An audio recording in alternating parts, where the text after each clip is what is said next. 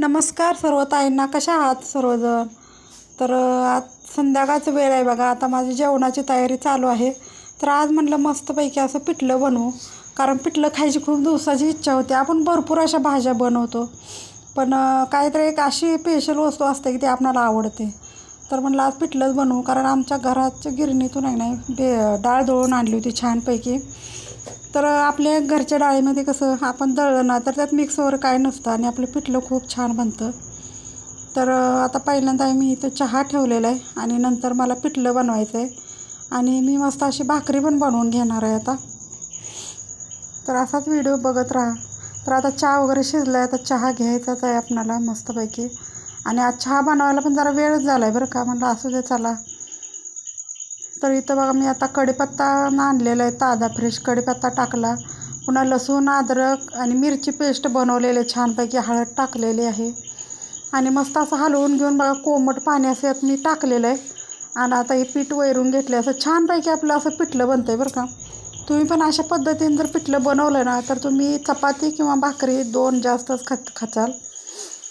पण आपल्याला पिठलं हे साधं वाटतं, पण ते खूप छान असतं बरं का खाण्यासाठी, जेवणासाठी आपलं. तर अशा प्रकारे आपलं पिठलं छान बनलेलं आहे आणि आता मी भाकरी पण बनवून घेणार आहे. चपाती बनवायची होती, पण पिठल्यासंग आपल्याला भाकरी जर असली ना तर खूप छान लागते. आणि मला पिठलं आणि भाकरी पहिल्यापासून आवडत असते, त्यामुळे मी आज बनवलेलं आहे.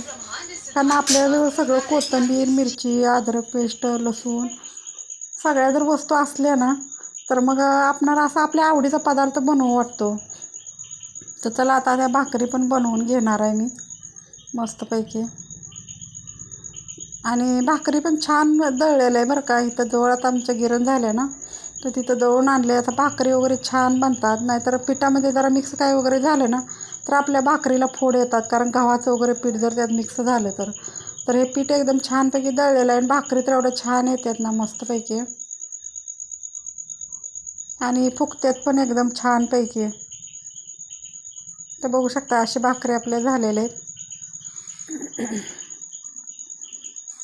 आणि सकाळी गडबडीमध्ये कसं सकाळी चपातीच बनवतो आम्ही, सकाळी भाकरी नाही बनवत. मी बनवली तर चपाती संध्याकाळी बनवते, कारण संध्याकाळी सगळे घरी पण असतात आणि सकाळी आपणाला गडबड पण असते जेवणाची.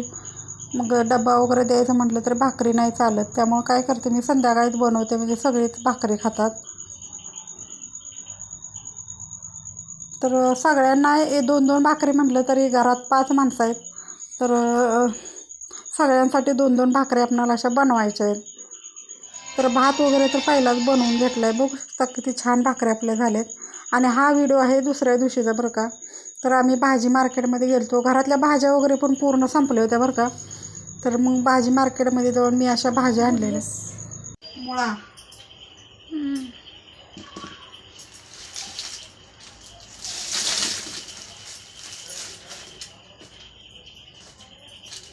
कोथिंबीर,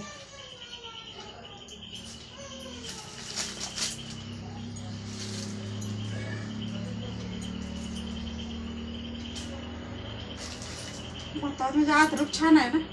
होय, 20 रुपयाचं एवढं दिलं तुम्ही. ते चांगलं असणार आहे.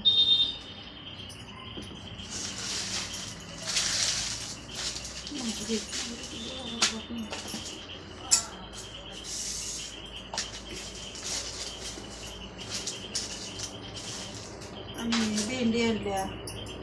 आमच्याकडे काय होते माहिती आहे का, काय काय शहरातनी काय काय गावातनी काय माहिती का, प्लॅस्टिकच्या थैलीमध्ये प्रत्येक म्हणजे भाज्या देतात. पण आमच्याकडे तसं नाही, एका पिशवीमध्ये सगळं आणायचं आणि मग घरी आल्यानंतर सगळं अलग अलग करायचं असं आहे.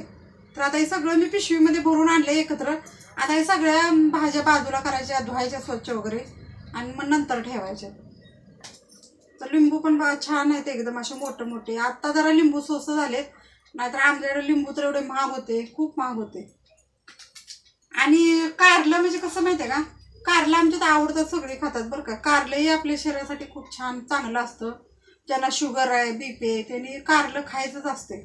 त्यामुळे मी कारलं आणलेलं. एखाद्या भाजी बनवा नाही तर असं तळून जिरं वगैरे घालून खाल्लं ना तर खूप छान लागतं. आणि कांदे पण संपले होते, कांदे पण आणले. पहिले कांदे झाले काय ग? होय, एक असेल. तर पहिले कांदे पण संपले होते, त्यामुळे कांदे पण आणले.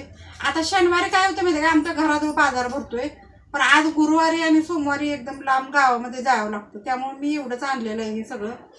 आता परवा दिवशी शनिवार आहे, त्यामुळे आज आहे गुरुवार, तर परवा दिवशी शनिवार आहे, तर त्या दिवशी जरा भरपूर अशी भाजी आणायची. आता थोडी थोडी घेऊन आलेले. आणि भाज्या लागतात रोज, सकाळी संध्याकाळी आपल्याला दोन्ही टायमाला भाज्या लागतात. भाजीशिवाय आपलं काही चालतच नाही, कारण घरातल्या सगळ्या गृहिणींना माहिती आहे घरात भाज्याही लागतात. आणि इथं थोडं मी खायला पण आणलं बघू शकता चिरमुऱ्याचं. तर आता मी सगळं भाजी ना भरून ठेवते आणि नंतर मग आणि मिठाच्या पाण्यात काय करायचं माहिती आहे, सगळ्या भाज्या आपल्याला धुवून घ्यायच्यात पहिल्या. आणि मी आता वाटाण्याचं भाजीचं पावट्याची भाजी बनवणार आहे, छानपैकी धुवून बिवून निवडून.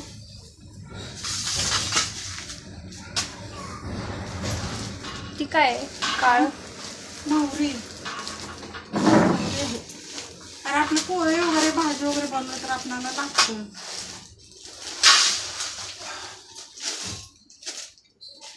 आकाश